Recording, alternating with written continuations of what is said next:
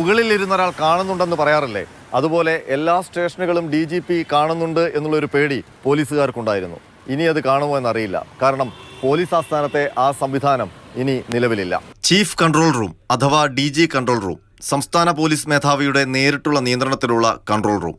സംസ്ഥാനത്തെ ഒട്ടുമിക്ക police സ്റ്റേഷനുകളിലെയും CCTV ദൃശ്യങ്ങൾ DGPക്ക് പോലീസ് ആസ്ഥാനത്തിരുന്ന് നേരിട്ട് കാണാനുള്ള സംവിധാനം.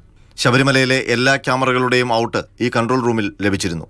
ആ സംവിധാനമാണ് കൃത്യമായ വിശദീകരണമില്ലാതെ അടച്ചുപൂട്ടിയത്. സംസ്ഥാന പോലീസ് മേധാവി തന്നെയാണ് ഈ കൺട്രോൾ റൂമിന്റെ ആവശ്യമില്ലെന്ന വിലയിരുത്തലിലേക്ക് എത്തിയത്. ലോക്നാഥ് ബെഹ്റ പോലീസ് മേധാവിയായിരുന്ന കാലത്താണ് ദേശീയ പോലീസ് നയത്തിന്റെ ഭാഗമായി കൂടി ചീഫ് കൺട്രോൾ റൂം കോടികൾ മുടക്കി പോലീസ് ആസ്ഥാനത്ത് ആരംഭിച്ചത്. പോലീസ് മേധാവിക്ക് നേരിട്ട് പരാതി നൽകാനും മറ്റ് സംസ്ഥാനങ്ങളിലെ പോലീസിന് നേരിട്ട് ബന്ധപ്പെടാനുമൊക്കെയുള്ള സംവിധാനങ്ങൾ ഇവിടെയുണ്ടായിരുന്നു.